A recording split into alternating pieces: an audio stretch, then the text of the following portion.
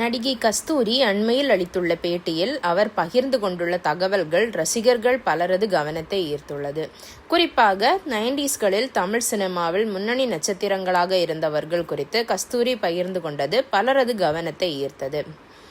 அதாவது அவர் கூறுகையில், எனக்கு எப்போதுமே கருப்பு நிற ஆண்களையும் பெண்களையும் தான் அதிகம் பிடிக்கும்.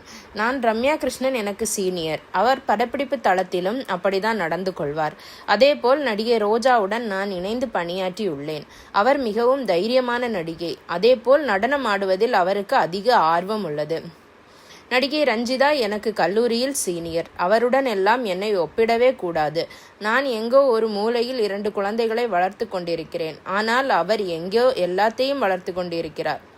நடிகை சுகன்யா குறித்து சொல்ல வேண்டும் என்றால், தற்போது ட்ரெண்டான பாடலான கருத்த மச்சான் பாடலுக்கு அவர்தான் உண்மையிலேயே ஓஜி.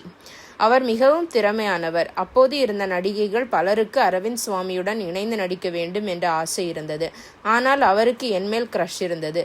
இது தொடர்பாக யாருமே கிசுகிசு எழுதவில்லை. இப்போது நானே கூறுகிறேன். தளபதி படத்தில் நடிக்க வாய்ப்பு வந்தது. ஆனால் அப்போது நான் மிகவும் சின்ன பொண். அதனால் நடிக்க முடியவில்லை என்று அந்த பேட்டியில் கூறியுள்ளார். நடிகர் அரவிந்த் சுவாமி குறித்தும் நடிகை ரஞ்சிதா குறித்தும் நடிகை கஸ்தூரி பகிர்ந்து கொண்ட தகவல்கள் பலரது கவனத்தை ஈர்த்துள்ளது. சிலரோ நடிகை ரஞ்சிதா குறித்தான இப்படியான விமர்சனத்தை தவிர்த்திருக்கலாம் என்று, சிலரும் அரவிந்த் சுவாமியுடன் இணைந்து நடிக்க ஆசைப்பட்டேன் என்று நேரடியாகவே கூற வேண்டியதுதானே என்று பதிவிட்டு இருக்கிறார்கள். நடிகை ரஞ்சிதா தற்போது நித்யானந்தாவுடன் கைலாசா தீவில் இருக்கிறார் என்பது குறிப்பிடத்தக்கது. இதை பற்றி உங்கள் கருத்து என்ன அப்படிங்கிறத கமெண்ட் செக்ஷனில் சொல்லுங்கள். நன்றி.